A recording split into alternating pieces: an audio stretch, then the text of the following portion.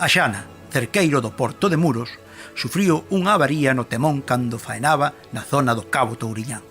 Intentaron entrar no porto de Muxía, pero encallaron na punta da barca. Dos seus 8 tripulantes só se salvaron 3. Do porto de Baiona era o Pipipo, buque dedicado á pesca do mero. A altura do Cabo da Roca, en Portugal, unha vía de auga puxo o barco en perigo e a tripulación abandonouno nos botes salvavidas ata ser rescatados.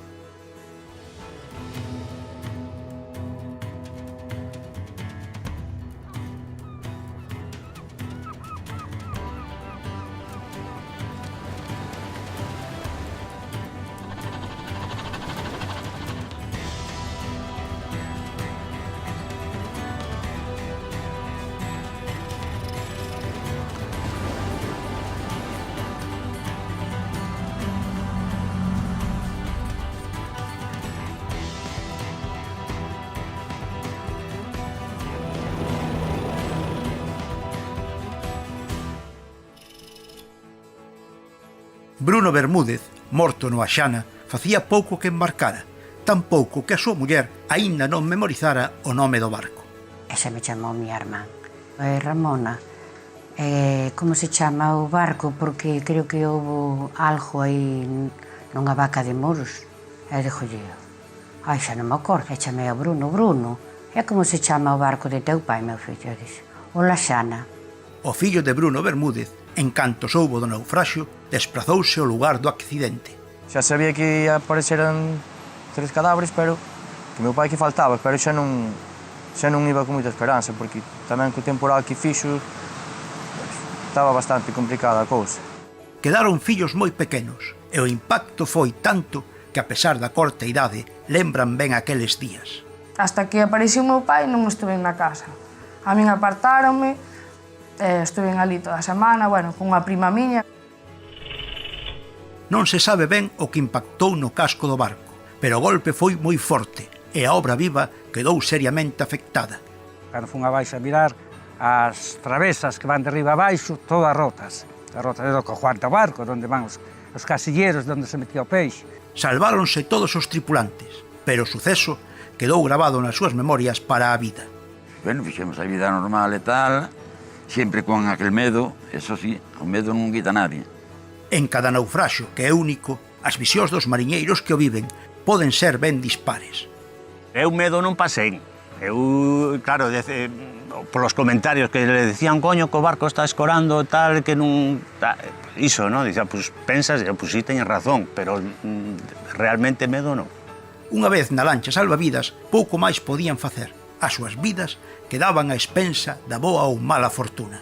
Sempre estás mirando unha esperanza a que pareza un salvador por aí, non?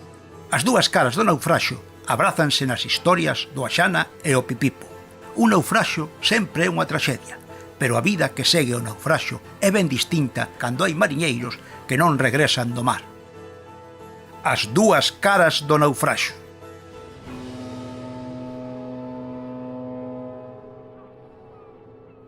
O cerqueiro con base en Muros, Axana, faenaba na zona do Cabo Touriñán o 8 de outubro de 1991, cando sufriu unha avaría no temón.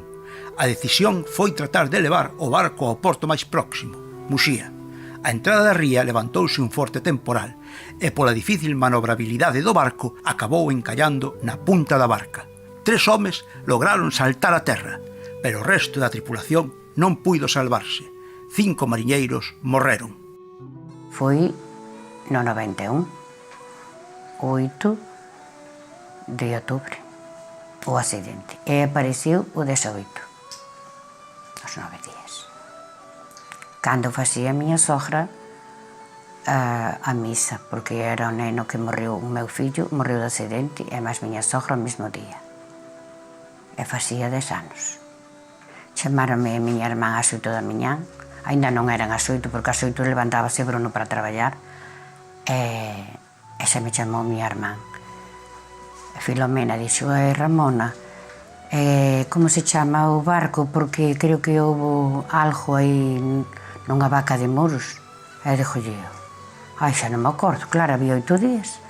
E chamei a Bruno, Bruno, é como se chama o barco de teu pai, meu fillo? E dixo, o Laxana. E Entonces, sí, xa Bruno dixo, diño, nada, meu fillo xa morreu, porque se hai un naufragio, xa nada. E Bruno xa se empezou a bater nas paredes, e todo, e eu, cala, meu fillo, gracias que isto que hai aquí todo feito, fixo o meu home, que anduvo toda a vida nos barcos noruegos, toda a vida. E despois, aos 53 ala vai, porque lle faltaban 2 anos, porque nos cotizábanos unha queloa aparte, e despois iba para cotizar aí 2 aniños máis, pero 8 días. A vida foi así, moi mala. Toda a vida polo mundo é mirar a porta da casa, pero a vida dá palos. É moi fuerte, pero que se vai facer. Tamén xa o meu fillo e máis miña sogra o mesmo día, 2, que daquela non había tanatório, trouxenos para a casa, daquela casa que hai de pedra, moi triste. A nena era moi pequena, 10 anos, iba ao colegio daqui. Bruno xa traballaba, pero era 17 anos, tamén menor de edad. E, bueno, fomos tirando, pero malamente. Os primeiros anos, sí, bueno, e os primeiros días era mellor morrer, pero non se pode morrer, hai que seguir. Hai que seguir. Un dos sentimentos que máis expresan as viúvas despois dun naufraxio, pero ás veces as gañas son outras, ben distintas. Na maioría dos casos son os fillos o único sentido que atopan as viúvas para seguir. Para ese hai que seguir, porque é por eles polo que se tira para adiante. E así foi tamén nas familias dos mariñeiros do Axana. Papá sempre anduvo nos mercantes e ben si para aí porque xa tiña anos cotizados e tal, faltaballe pouco para cotizar. E conocía o armador, a José Balallo, a Pepe do Cuco conocía. Falou con ele e tal, enrolou-no aí, e levaba 7 días. Pero no segundo día ou no terceiro xa tiveron unha vía de agua e tal no barco e xa non lle gustou moito. Fomos direitos á cofradía, que apareceran 3 mariñeiros os do puente, e nada, preguntamos ali aos armadores e tal, como dixeronme xa que meu pai que non aparecera e tal, e despois quedamos por ali, porque había xa buzos mirando se aparecía alguén máis, tal. E, bueno, eran helicópteros e tal, moito revuelo, claro. Había as 8 da mañá, fora cando se fundira e tal. Estivemos despois por ali, comprobando. Xa sabía que apareceran 3 cadáveres, pero que meu pai que faltaba, pero xa non iba con moita esperanza, porque tamén co temporal que fixo estaba bastante complicada a cousa. E despois foron todos os días. Se despois estando eu ali unha vez, apareceu un cadáver, dixeronme por si para ir reconocelo, se podía ser meu pai e tal. Non quixen ir porque me dou mal, estaba un tío meu ali, e dixenlle se pudiera ir mal, porque me puxe nervioso e tal, como era chaval, e nunca vira un cadáver e tal, e non puxeme mal, e fui, e non era. Fora visitar o meu tío Manolo e non era meu pai. Era por mañana que aparecera. A maior incertidumbre era esa, porque, sabes, despois do que pasou era bo que aparecera, porque mamá estaba mal. Tiña que aparecer, xa iban 4 ou 5 días e nada, despois apareceu aos 8 días, pero era así a maior preocupación que tiña. Era un día de colegio, bueno, a ver, sonou o teléfono, miña nai foi coller o teléfono e xa lle dixeron que había un naufraxio, que había un barco, pero claro, meu pai levaba 8 ou 10 días no barco, casi non sabíamos nin como se chamaba. E así preguntando e tal, ao final dixo Bruno, pois sí, é o Lasana, pois o Lasana tal. Miña nai ao final apartoume así un pouquiño e tal, e díxome, bueno, vístete. Chegou a hora de ir para o cole, vestiume para o colegio. Naquela xa iba sola, tal, bueno, xa viñan rapaces veciños que íbamos todos para o cole, e fomos para o cole. E despois, a hora de salir, xa ven unha tía miña que vive aquí tamén no Pindo, e xa me recolliu toda. Hasta que apareceu o meu pai, non estuve na casa. A min apartáronme, estuve ali toda a semana, bueno, con unha prima miña, que algunha tarde vin ver a miña nai, porque, claro, pasaron 9 ou 10 días hasta que apareceu, entonces vai ver a mamá e tal, e viña por aquí, daballe un bico e tal, pero todo abajado, moita xente, Todos, pois, claro, a ver, eu tiña 10 anos e na miña maneira entendía, pero non chegaba a comprender, a ver, pois non apareciu aínda ou... Chegas a casa despois duns días ou de meses ou tal e dis, jo, pois meu pai non está. E aquí é todo tristeza, non sabes que... Non sabías o que pasara.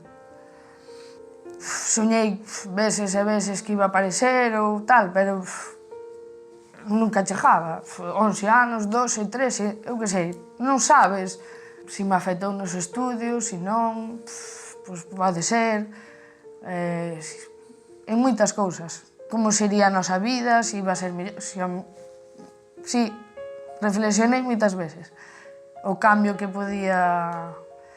Pero se hai un destino, eu creo no destino, non sei, pode ser así.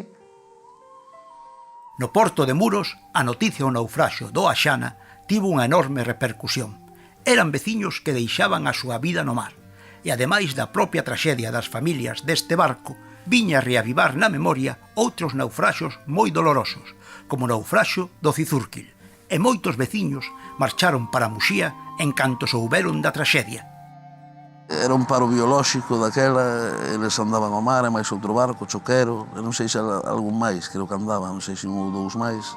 E quen traduxera a noticia foron os barcos de baixura, estes, eu recordo que abrira o bar, como sempre, de mañán, e chegaran ali uns de baixura, tal, que había que o Laxana entrando en Muxía, pois que fora en Callara.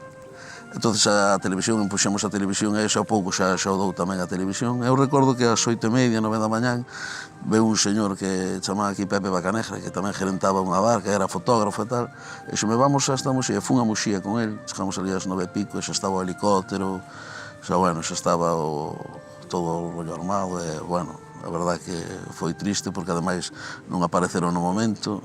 Bueno, xa te dixo, un ainda non apareceu hoxe, e foron aparecendo así pouco a pouco, e, foi bastante tráxico. Date conta que foron 3 rapaces de aquí, de Muros, unhas edades entre 20 e poucos anos, e Joseo, que ainda non apareceu hoxe, se diría 30 anos, 31, e claro, foi un golpe tamén duro. E máis os outros dous, que un señor era do Pindo, de 52 ou 53 anos, tería, e outro chaval de Esteiro. Que eras que non... Eran 3 rapaces de aquí conocidos, e claro, foi un día tamén moi tráxico para Muros.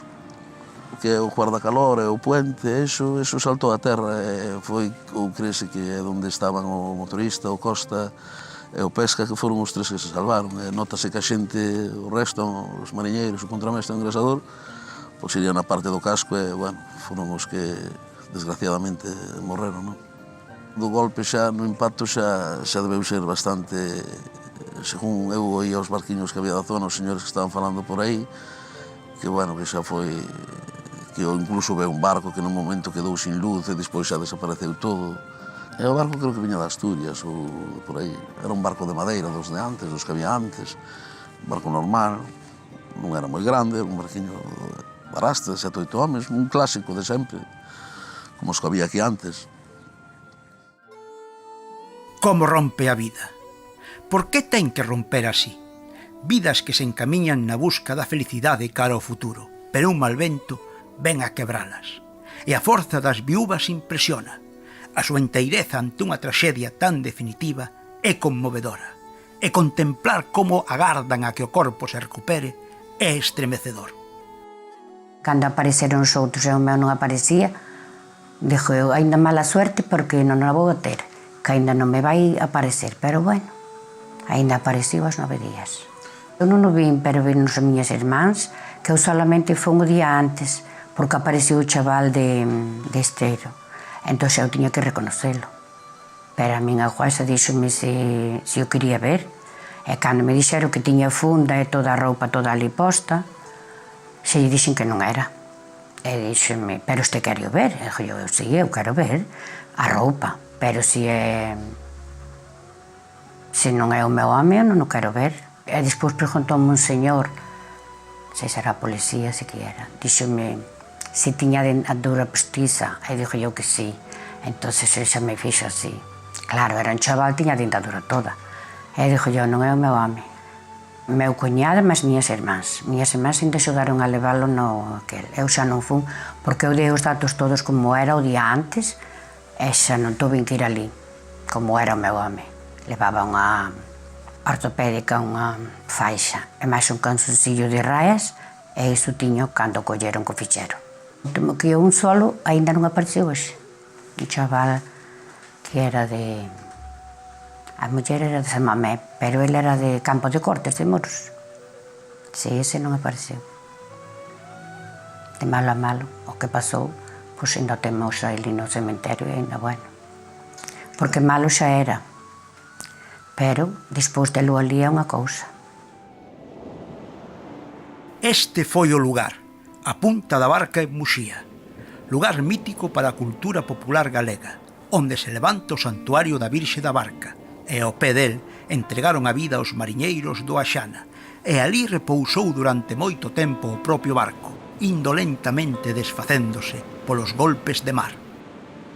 Eu estaba na casa, chamaronme e tal, e xa tuve que ir, chamei aquí a unha veciña, María del Pilar e tal, para, por o tema da iglesia, porque iban a ir 2 horas e tal, para falar co cura e tal, porque iba a estar 2 horas aquí solo na casa, e xa enterralo, e xa... Dixeran que na autopsia e tal, que a jueza, a autopsia dixeran que nadara bastante aínda. Que meu pai que morreu aínda de... Non morreu no ato logo, sabes? Aínda que luchou bastante por... Que se vía que estaba moi agotado cando lle fixeran a autopsia. A primeira vez que fui en eso, no 91, a Barca. E a Barca é en setiembre. E en outubro xa foi o accidente. Desde aquela xa non me tirou nada nunca a Muxía. Tiña malos recuerdos, sabes? Quedache aí ir ali, ver como vin as fragatas cando chegaban, os barcos, os cadáveres, tal. Non me gusta moito a zona. Sabía que había que te chegar para adiante e tal. Sabía que do mar que non iba a ver, que depois... O meu pai xa sempre me dicía que se pudera atopar un choio en terra moito mellor que no mar e tal. Estaba xogando a fútbol por un lado e por outro, depois empecé a traballar xa na empresa e tal. Fui tirando para adiante.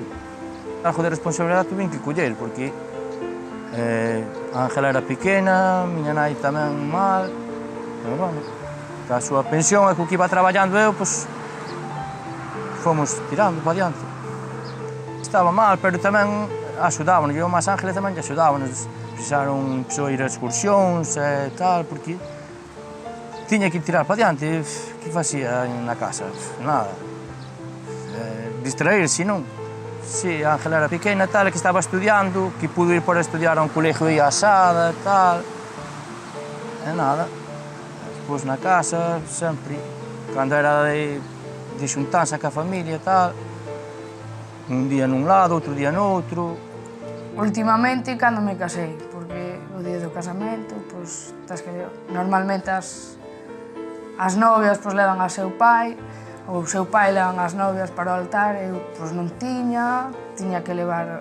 Ben o meu irmán, levoume o meu irmán para o altar, entonces ese día é o que máis botas de menos, pero antes, cumpleanos, eu que sei, pois cando ves a calquera amiga que tiña seu pai e a súa nai, e diste, pois eu só teño a miña nai, non tes a teu pai, en moitas festas, en moitas...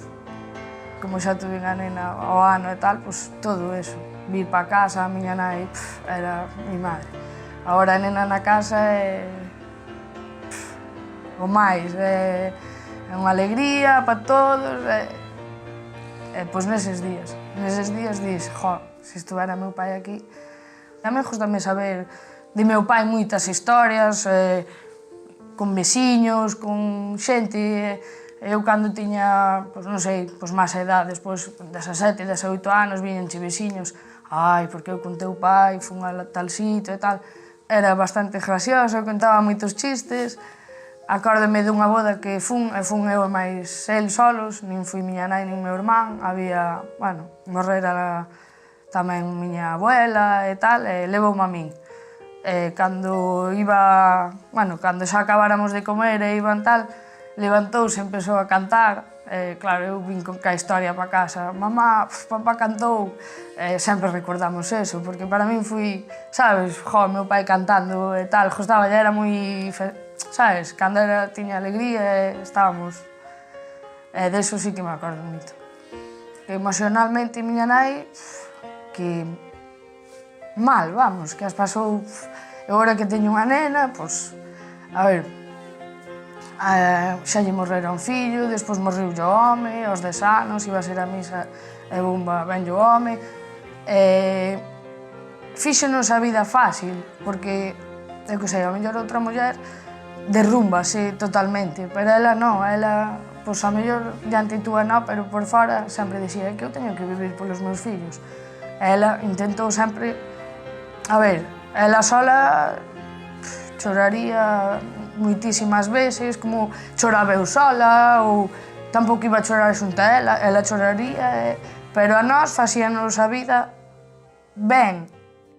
A Xana quedou como se fose un enorme mamífero mariño agonizante durante moitos meses entre as pedras da punta da barca.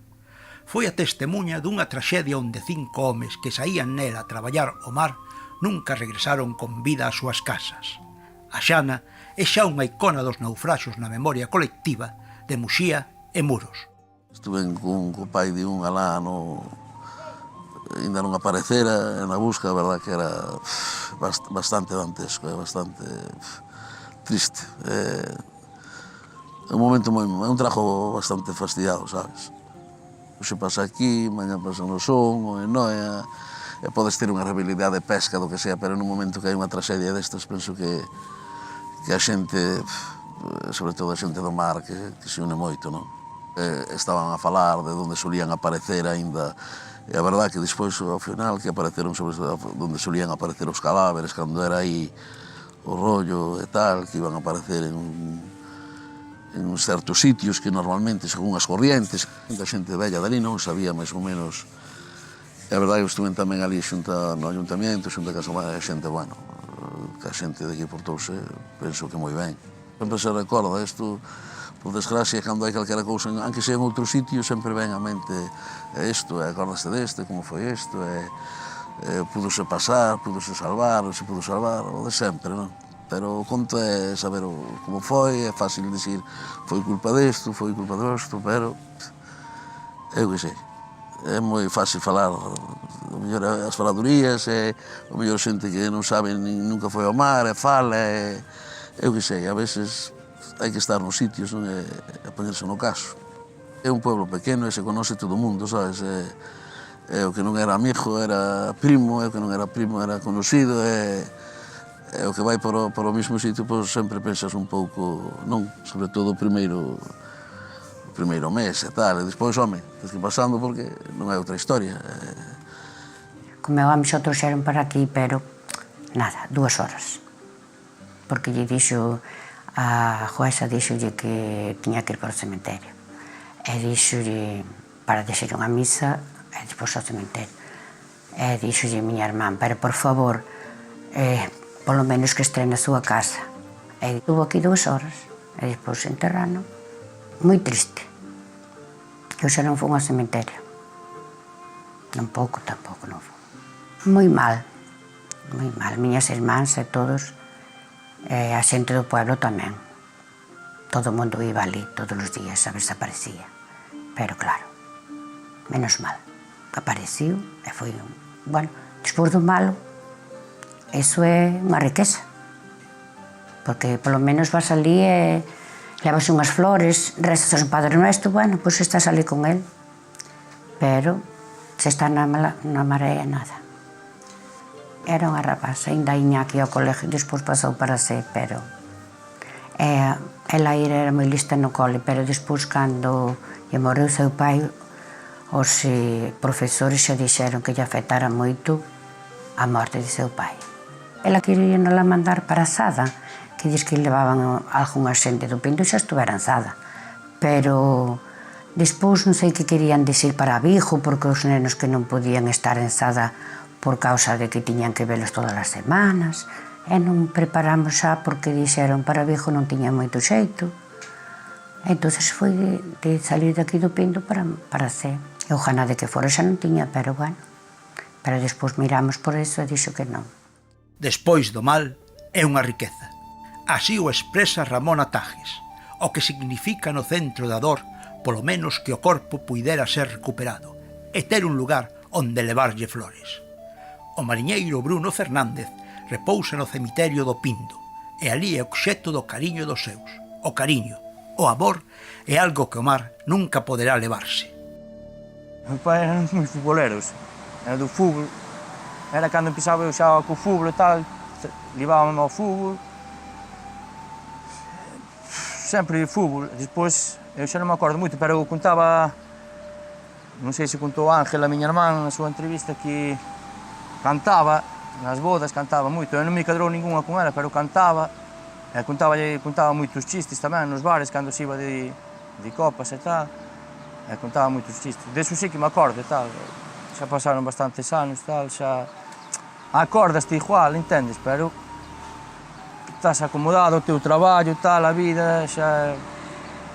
Claro que te acordas, se puder... Pero xa levas de outra maneira. Xa non foi nunca máis.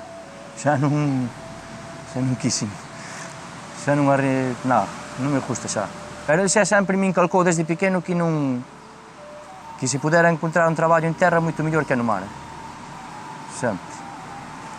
Eso xa me meteu ben. Iba de estar contento, meu pai orgulloso de min, seguro, co traballo que teño e todo. Penso eu.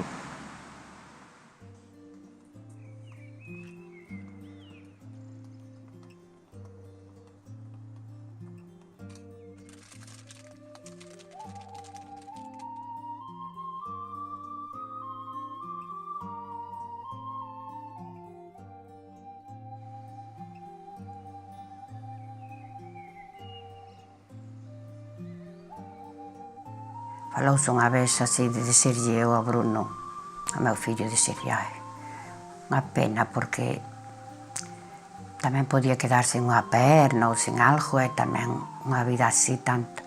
E dixíame o meu fillo, ai, mamá, se quedara sen unha perna. Nós estábamos de maravilla, porque o meu home non é porque o diga, pero era moi simpático e sabía moitos contos.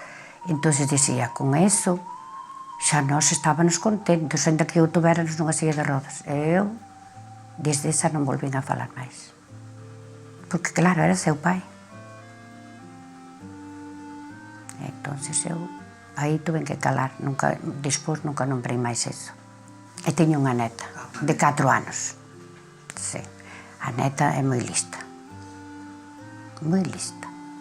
Está no cole, e ela sabe que está en el cielo.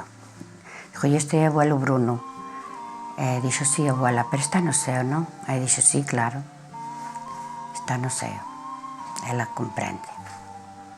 Non se sole falar moito porque, claro, eso, pero ela cando ve as fotos di, está o abuelo aquí, está no ceo, miña nena, está no ceo. Ela ten ese recordo, pero nada máis. Vai sendo distinta, como vai ser. Como se fora por os primeiros días, será mellor todos acabar. Vamos ser distintos, claro. Ele acabouse para sempre. Nós rimos, choramos, cantamos, e de todo, hai de todo. Pero ele acabouse a vida. E tiña 53 anos, era un mozo. Pero a vida é así. Peor foi del, porque, bueno, dos outros tamén, pero nós quedamos aquí para o bo e máis o malo, e quedamos, pero ele acabouse para toda a vida.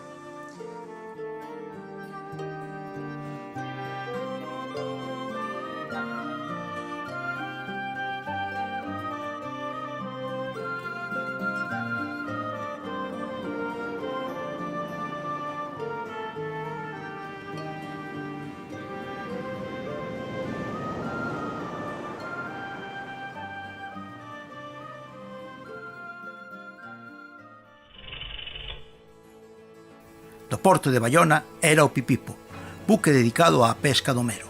A altura do Cabo da Roca, en Portugal, unha vía de auga puxo o barco en perigo e a tripulación abandonouno nos botes salvavidas ata ser rescatados. Cando fun abaixo a mirar, as travesas que van de riba abaixo, todas rotas. a rota do Juan do Barco, onde van os casilleros onde se metía o peixe. Salváronse todos os tripulantes, pero o suceso quedou grabado nas súas memorias para a vida. Bueno, fixemos a vida normal e tal, sempre con aquel medo, eso sí, o medo non quita nadie. En cada naufraxio, que é único, as visións dos mariñeiros que o viven poden ser ben dispares.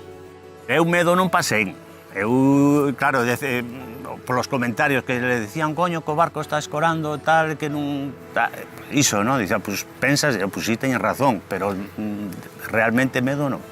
Unha vez na lancha salvavidas, pouco máis podían facer. As súas vidas quedaban a expensa da boa ou mala fortuna. Sempre estás mirando unha esperanza a que parece un salvador por aí, non?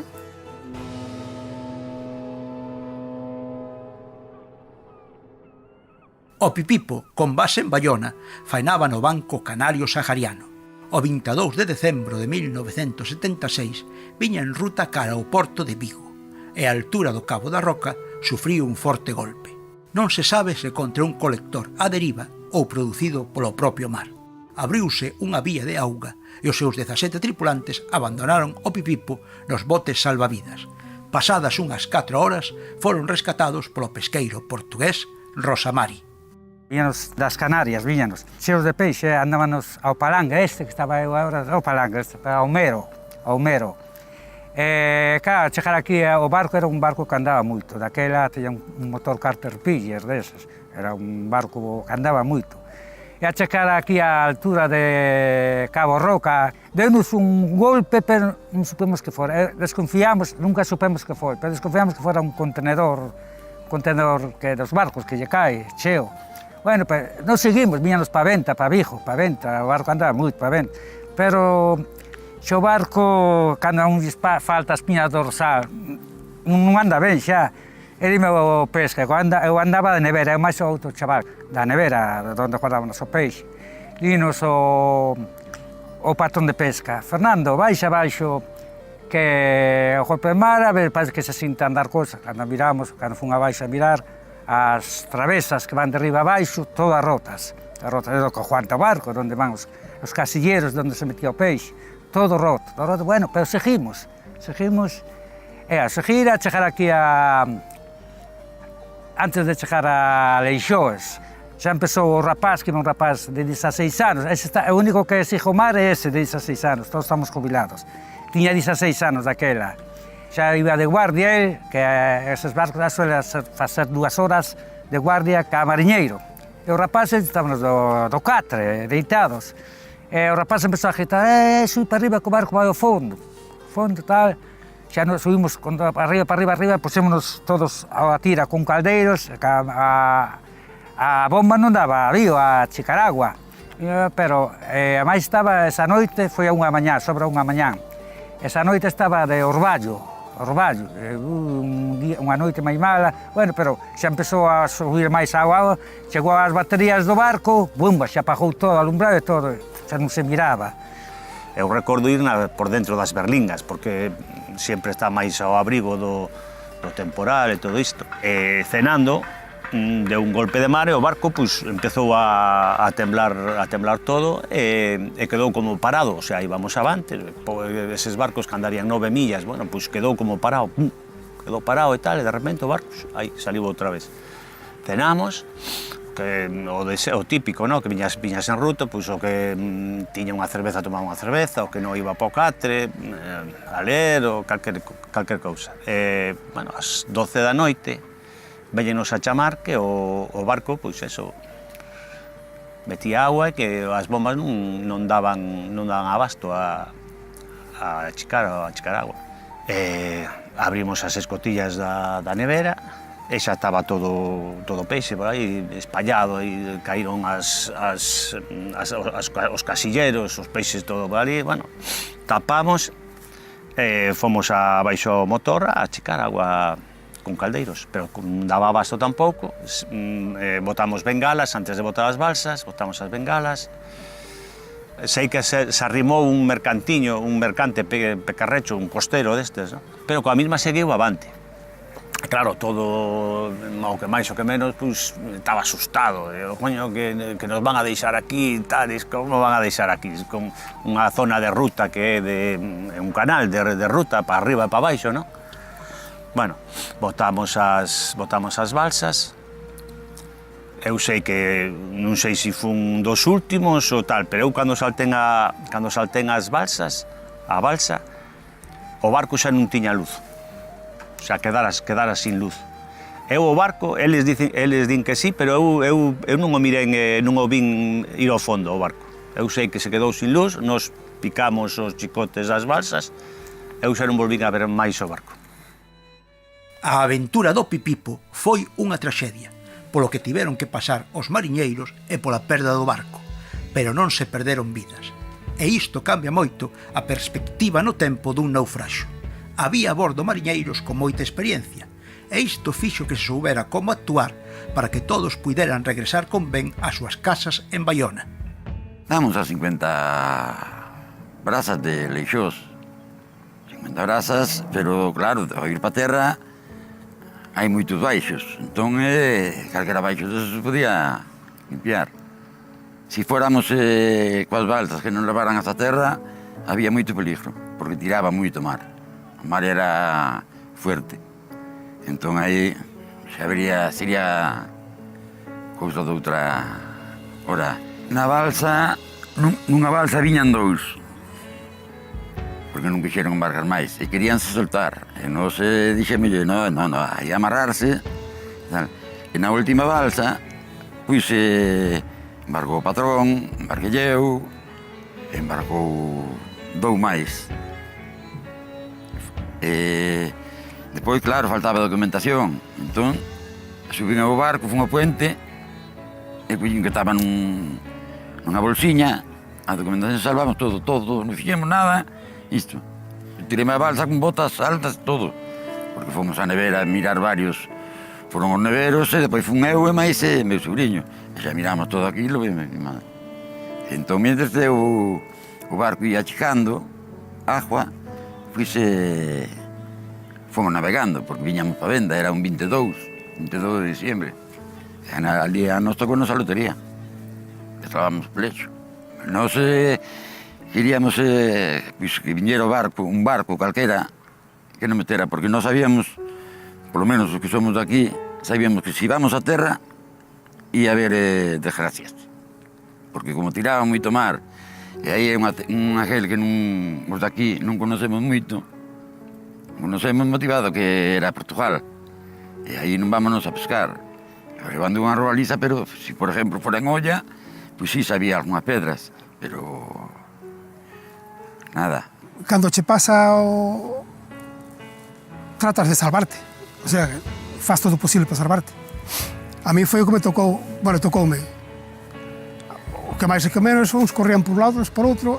Eu, o único que fixo foi coller o puñal, cortar as trincas das balsas e chamar a un para que me axudara a tirarlas ao mar. Outros andaban a correr a proa, a mirar a máquina que estaba había un engrasador achicando cun caldeiro. Non facía nada porque a agua que entraba era demasiada. E durou pouquiño, non chegou aos 20 minutos. Foi un golpe de mar seco, o sea, nos viñamos trompeando cun norte. E claro, o patrón xa decía que non íamos a chegar a Venta, porque a Venta ás 8 da mañá tiña que estar o peixe posto en terra. E nós non nos iba a dar. Pero nese momento quedou o norte, pero quedaron as olas. E como eran barcos de madeira, levantou o morro, caiu encima dunha ola, e xa se levantou unha tabla de proa a popa. Iso durou un poquinho, co peso que traía, viñamos cargadiños de mero. E enseguidiña foi todo o que nos deu embarcar nas balsas, amarrámonos unha a outra, as tres, e nos deixamos ir polo mar abaixo. Hasta que incluso miramos dúas luces aquí polo norte, non sei se eran mercantes, se eran barcos de pesca, pero tan pronto botamos a primeira bengala, as luces desapareceron por arte de magia. Entonces, despois a la máis tarde, apareceu un ramblero. E así como nos enganchou a primer valse, xa nos subiu as tres pola rampa arriba. Enganchou, virou, cun xente todo para arriba.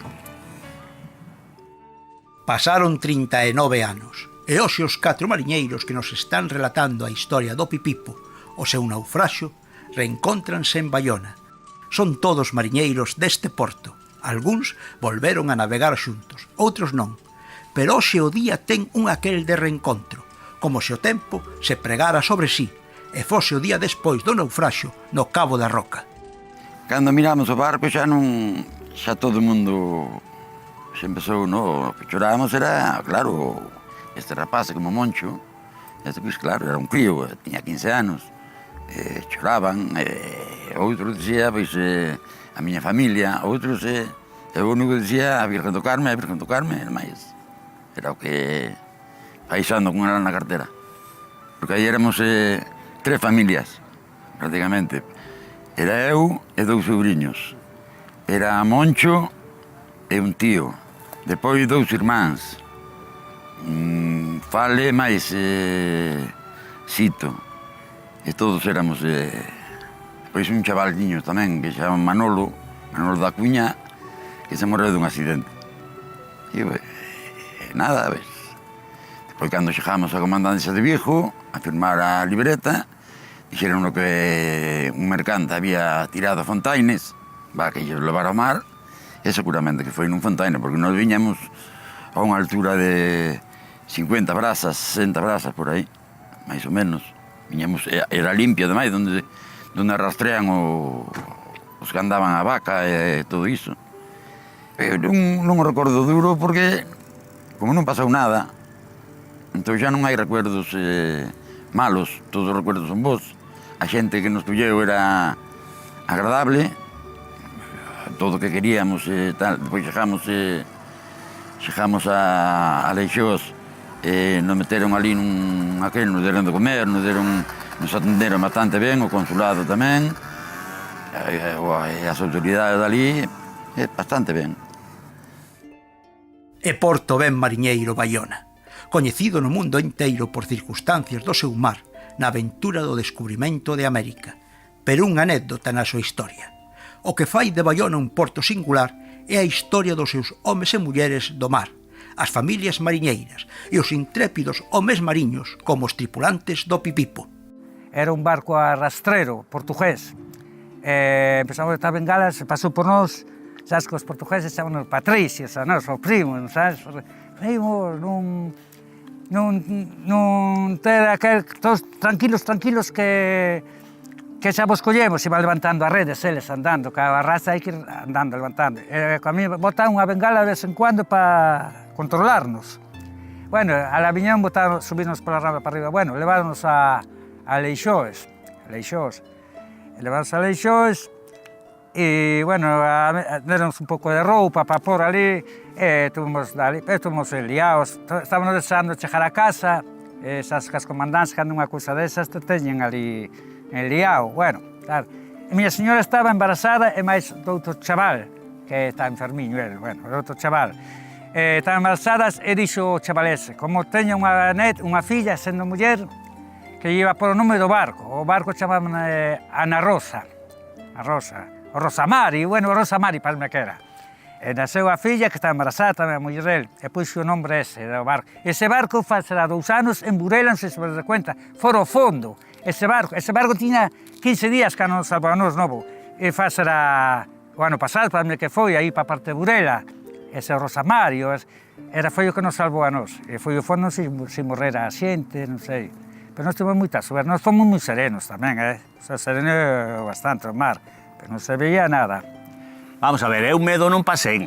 Eu, claro, polos comentarios que le decían, coño, que o barco está escorando, tal, que non... Iso, non? Dicía, pues pensas, pues sí, teñes razón, pero realmente medo non. Pois eu estaba preocupado por eles, porque os miraba máis preocupados a eles que igual que estaba eu. Deme tempo a coller todo, o bolso, as botas, todo, o reloj, todo. O sea, que non foi un naufraxio de decir, que non che dá tempo a nada, o sea, que queda xente atrás, non. Chegamos aquí a Bayona, no autobús, deixounos aquí mismo no muelle, e o que máis o que menos foi pa casa. E o Jalo, o José, máis eu quedamos aquí, quedamos aí no Vitoria, na cafetería esa que está aí enfrente. Quedamos aí, claro, estes os máis os estaban casados e todos eses chegaron a casa, claro, o que máis o que menos, a familia e tal, preguntando por nós, que lle pasou a estes? O sea, están todos aquí menos estes dous, a chorar e tal, e chegamos arriba, pouco máis nem a cobramos, por non ir para casa con todos. Vamos a ver, ahora si me pasara, si igual fose ahora, me supoño que pues, o tomaría como tomaron eles no seu momento, con un pouco de preocupación, porque deixas xente na casa, deixas fillos, non? Entón, pues sí, pero... Eu daquela, vamos a ver, no momento, no? Que sempre hai un pouco de apuro e tal, pero medo, non. Ni me queda tampouco mal recordo porque non sei que non pasou nada, non hubo vítimas, a pérdida foi material, foi o barco, a máis. Nos barcos de Bayona está unha parte moi importante da historia deste porto, o que viven os homes que traballan nel. E case sempre son historias felices, de moito traballo, pero felices. Pero tamén as hai de loita pola vida, de enfrontarse ao mar que ameaza. Así é esta historia dos homes do Pipipo, que loitaron e se salvaron. Había un señor que falleceu, de apellido Sordo. Aquel home tan pronto se mirou nas balsas, o recordo dele eran os fillos. Acordábase dos fillos, choraba. Outros non dicían nada. Cada un pensaba, estaba nos seus pensamentos, non? Pero cando apareceu ese ramblero, bueno, aquilo foi xa, estamos salvados, non? Pásase mal, nese momento pásase mal. Estás mollado, pasas frío, non tens nada, sempre estás mirando unha esperanza a que apareza un salvador por aí, non? Cualquier barco. Entonces, claro que se pasa mal. O meu pensamento era que aparecera un barco que nos salvara. Entonces, despois sí, despois de que entramos no ramblero, despois xa pensas de outra maneira. Aquele susto xa se vai desaparecendo. Incluso no viaxe pa aquí viñamos cantando a maioría deles. Nadie lle pasou nada, non hubo afogado ningún. Entonces da tristeza pois pasamos a alegría de que estábamos en terra, non? Pero claro, ao chegar a casa foi cando eu me vin abaixo. Foi onde o peor pasei. Daquela, os móviles non había. Se había, moitos de nós non sabíamos. Había fijo, pero nós a maioría non chamamos a casa. Entonces non se enteraron. Enteraronse cando abrimos a porta e yo dixemos, claro. Naquele momento botouse a chorar, claro. Porque me miraba a min chorar tamén. Porque eu foi como un neno pequeno. Os mariñeiros do Pipipo tiveron que cuidarse entre eles. Era o que tiñan. Só se tiñan eles mesmos no medio do mar, nas lanchas de salvamento a espreita do que o mar fixera con eles, e sen perder a esperanza de que chegase un barco que os puidera salvar. E chegou o Rosamari, un arrastreiro que pasados moitos anos tamén naufragou. O que tiña moito cariño é os rapazes, non eran os maiores, o un tal Fali, ese que está ainda o atún. Ese rapaz era novo, e máis meus sobrinhos eran novos, e ese é o que me van a meterlos debaixo, porque as balsas sabes que levan porque nós íbamos por fora, eles por dentro, rapazes. Pero sin roupa, sin nada. Coa roupa de deitados íbanos. Pero sempre pasas, además non só é que se fora de día, sí, pero era unha mañán, un orballo que non se miraba, e había vento de norte tamén, medo pas. O de día sempre te dá tempo máis cousas, mas malo que se tapa coa luz, se coas aguas a dinamo, a batería, e xa non miraba, xa andaba seco, o barco. Menos mal que nos desviamos, que as leis é desviarse do barco, para senón o remoliño do barco, cando vai ao fondo, non falamos nada, non se enterou a muller, chegamos a casa sin enterarse, viñemos por aquí, por a parte de Tui, para Bayona de Leixoes, e viños coas balsas, estou por aquí, por Bayona, para vir coas balsas hinchadas encima do autobús. Estaba a muller coa nai dela, con miña sogra. Xa estamos aquí, digo, xa estamos aquí, pasou nos isto, non sabía, nin nadie. Houve que eu por radio, porque daquela a radio e a televisión non...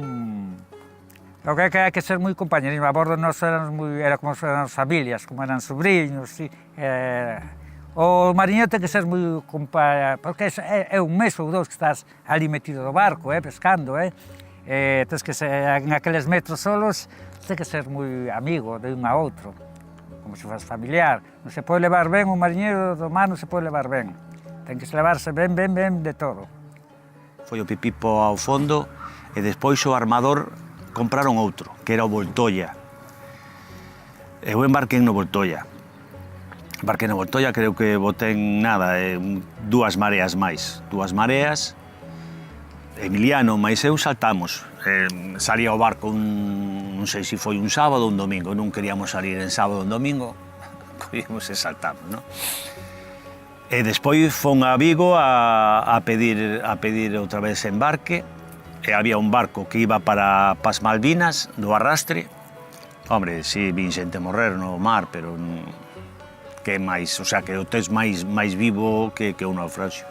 No atún enfríase con salmuera, logo as botellas estas é para darlle frío á salmuera e todo iso.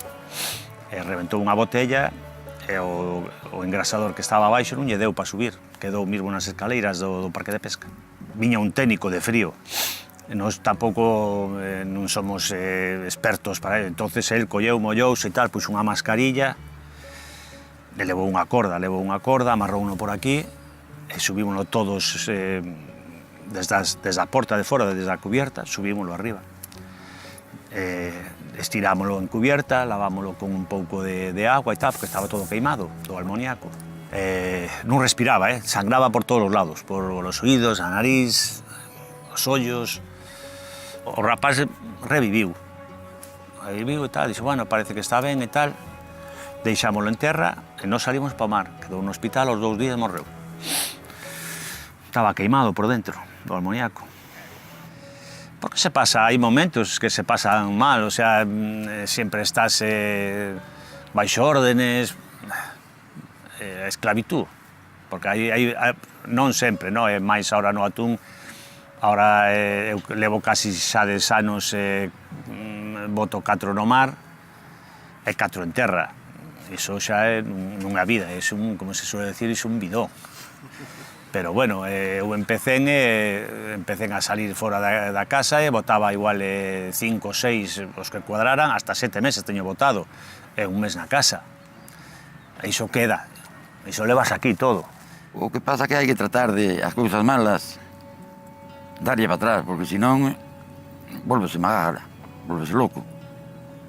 Entón, bueno, fixemos a vida normal e tal, sempre con aquel medo, eso sí, o medo non quita a nadie. Pero eu empecé aos 10 anos ao mar. Eu tiña 10 anos, andaba con meu cuñado unha jamela, a remos. A vida do mar é... Home, para estes que teñen estes yatitos, sí. Pero para mariñeiro é dura. Eu cheguei a botar 11 meses no mar. Eu nasceu a segunda filla, estaba eu na casa cando nasceu, fun po mar e cando viña xa andaba. Chega a casa e quen é este extraño que ven aquí? Porque daquela non se botaba como ahora no atún se botan 4. Despois, pero ali botábase un ano. Cando empecé, andábase ben porque salíamos por as Navidades e para San Juan estábamos en Villa García. Despois salíamos en agosto e para Navidades, pero despois xa empezaron a prosperar. Mar de Bayona, fermoso na súa extensión, pero que debe todo aos homes e mulleres que o traballan, porque estes son os que o enchen de historias e o dotan de personalidade. Os mariñeiros do Pipipo son homes que empezaron moi pronto ao mar, algúns aínda nenos, e a súa materia mariñeira confúndese coa materia do mar. Eu andaba no colegio e tiña 13 anos e eu quería ser como meu pai. Meu pai era mariñeiro e eu non quixen ser outra cousa, eu quería ser como meu pai. E aos 13 anos xa, aquí, nas gamelas que había de 4 homes, ou de 3 homes, andábamos a faneca. Empecé con meu pai, con meu cuñado, aquí, ao día. E depois de aquí, pues, xa empecé a ir para Vigo, en Baixura. E depois de Vigo, empecé cando fun para Mili, vin da Mili, collemos un taxi para Alemania. Entre 4, marchamos para Alemania. E despois, como eso que lle comentei antes, que a muller collía co frío de desviación á columna, viñámonos para España outra vez, e empecé a andar en Vigo, outra vez ao Espada, ao Marrajo, toda esa... E cando me faltaban 15 anos para jubilarme, en Vigo era a Baixura, e non me interesaba. Entón, para cobrar un pouco máis o día de mañán, pois metimo o atún.